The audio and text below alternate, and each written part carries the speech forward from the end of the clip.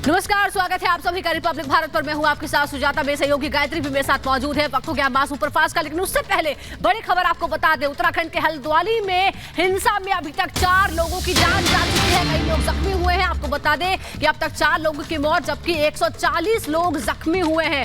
हल्द्वानी हिंसा से जुड़ी हुई सबसे बड़ी खबर इस वक्त हम आपको बता रहे हैं। किस तरह से कल हिंसा भड़की और उसके बाद अराजक तत्वों ने जिस तरह की हिंसा मिटाई। 140 से ज्यादा लोग जख्मी बताए जा रहे हैं, जबकि 4 लोगों की मौत की अभी तक पुष्टि हो चुकी है। बड़ी खबर इस वक्त हम आपको बता रहे हैं। बवाल में 140 से ज्यादा लोग जख्मी हुए हैं। तस्वीरें भी हम आपको दिखा रहे हैं। हल्द्वानी उत्तराखंड का एक जिला जहां पर इस तरह की हिंसा भड़की, एक अवैध कब्जे को लेकर, उसे हटाने को लेकर यह पूरा बवाल शुरू हुआ और उसके बाद मामला बिगड़ता चला गया। अब तक 4 लोगों की जान जा चुकी है, 140 से ज्यादा यानी करीब 150 लोग जख्मी हैं। इस पूरे मामले में एडीजी लॉ एंड ऑर्डर की तरफ से जानकारी दी गई है कि अभी तक 4 लोगों की मौत की पुष्टि हो गई है।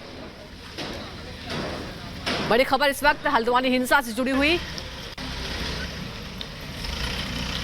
तो हम आपको बता रहे हैं 4 लोगों के मौत की खबर है, पुष्टि की जा चुकी है। और इस बीच एक और बड़ी खबर आपको बता दें, पूरे इलाके में जो सुरक्षा व्यवस्था है चाक चौबंद कर दी गई और ये बताया जा रहा है कि धामी सरकार की तरफ से सीधे आदेश है दंगाइयों को गोली मारने की। और इस बीच बड़ी खबर ये भी है कि पूरे हिंसाग्रस्त इलाके में आरएफ और पीएसी की तैनाती के आदेश भी दिए गए हैं। दंगाइयों को सीधे गोली मारने के आदेश दे दिए गए हैं। हिंसाग्रस्त इलाके में कर्फ्यू लगा है। हिंसाग्रस्त इलाके में कड़ी सुरक्षा है। आरएएफ पीएसी की तैनाती के आदेश दिए गए हैं। इसके अलावा आपको बता दें, सख्ती से निपटने के लिए बवालियों को गोली मारने के आदेश दिए गए हैं। हिंसाग्रस्त इलाके में लगा है कर्फ्यू।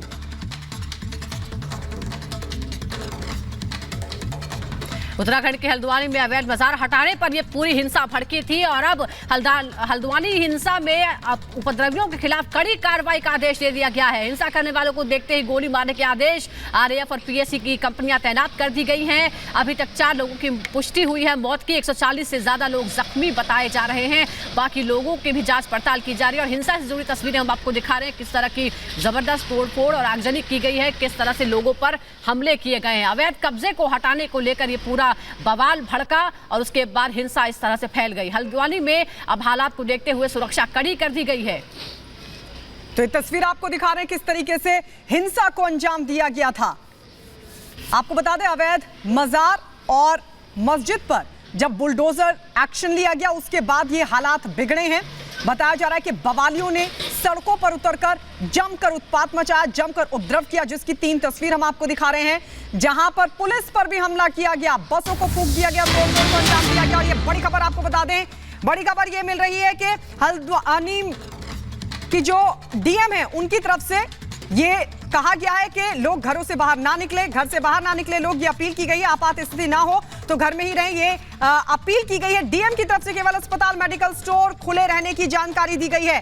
तो हिंसा को लेकर डीएम ने दिशा निर्देश जारी किए और ये कहा है लोगों से कि अगर जरूरी नहीं है तो घर से बाहर ना निकले, आपात स्थिति ना हो तो घर में ही रहें। केवल अस्पताल और मेडिकल स्टोर खुले रहेंगे, बाकी हर जगह लगा हुआ है कर्फ्यू। यानी लोग भीड़ लगाकर लोग खड़े नहीं हो सकते। 4 से 4 लोग अगर खड़े होते हैं तो उन पर एक्शन हो सकता है।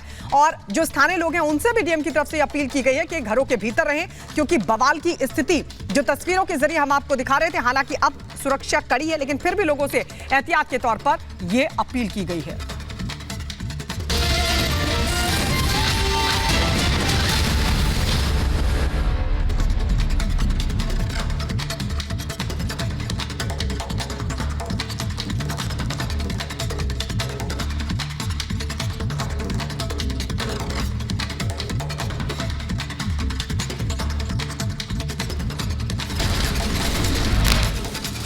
हल्द्वानी के उत्तराखंड में हिंसा और बवाल में अब तक 4 लोगों की जान गई, करीब 140 लोग घायल बताए जा रहे हैं। अवैध मदरसा तोड़ने पर भड़की थी हिंसा।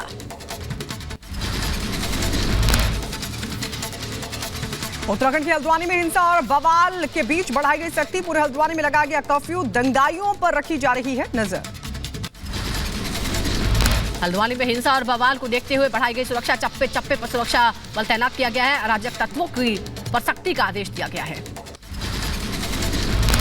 हल्द्वानी में आज सभी स्कूल रहेंगे बंद। प्रशासन ने जारी किया आदेश। इलाके में अर्धसैनिक बलों की भी तैनाती। हल्द्वानी में हिंसा और बवाल की एक और तस्वीर सामने आई है। थाने में दंगाइयों ने जम करके पत्थरबाजी।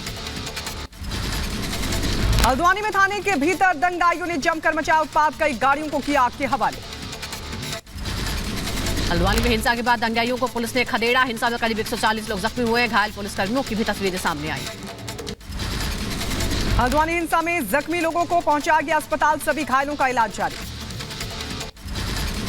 हल्द्वानी में उपद्रवियों ने बुलडोजर एक्शन के लिए पुलिस और प्रशासन पर किया पथराव, तस्वीरों में छत से भी पत्थर फेंकते दिखाई दिए लोग। हल्द्वानी में 3 एकड़ सरकारी जमीन पर कब्जा हटाने गई थी पुलिस और प्रशासन की टीम, उपद्रवियों के हमले में जेसीबी का शीशा भी टूटा। हल्द्वानी में हिंसा के बाद उत्तराखंड के सीएम पुष्कर सिंह धामी ने उच्च स्तरीय बैठक की, सीएम ने दंगाइयों को गोली मारने का आदेश दिया, स्थानीय लोगों ने से शांति बनाए रखने की अपील की। जो भी इसमें दंगाई होंगे, जो भी इस प्रकार का अतिक्रमणकारी होंगे, जिन्होंने आगजनी की है, उनके खिलाफ कठोर कार्रवाई की जाएगी। उधर बरेली में मौलाना तौकीर रजा गिरफ्तारी देने पर अड़े, पुलिस ने सील किया इस्लामिया मैदान, शहर में हाई अलर्ट जारी। मौलाना तौकीर रजा की गिरफ्तारी के ऐलान पर पुलिस अलर्ट पर है, भड़काऊ पोस्टर पर बरेली पुलिस ने मौलाना समेत 25 लोगों को नोटिस भेजा है, सुरक्षा वापस ली। पूरे एरिया को हमने जगह जगह पे सेक्टर और जोनल में बांटते हुए फोर्स डिप्लॉयमेंट किया है और सेक्टर स्कीम भी लागू की है और प्रॉपर इंतजाम इसके किए जा रहे हैं। काशी और मथुरा पर इतिहासकार इरफान हबीब ने दी प्रतिक्रिया, कहा कि मंदिर को तोड़कर बनाई गई मस्जिदें, इतिहास की कई किताबों में भी इसका जिक्र।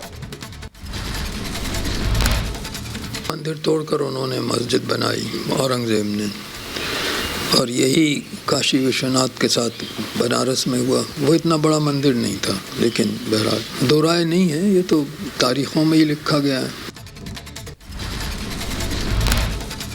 यूपी के संभल पहुंचे अनुसूचित जनजाति आयोग की सदस्य साध्वी गीता प्रधान ने पीएम मोदी को भगवान का अवतार बताया, गरीबों का कल्याण करने के लिए ही भगवान के अवतार के रूप में मोदी जी भारत भूमि पर आए हैं।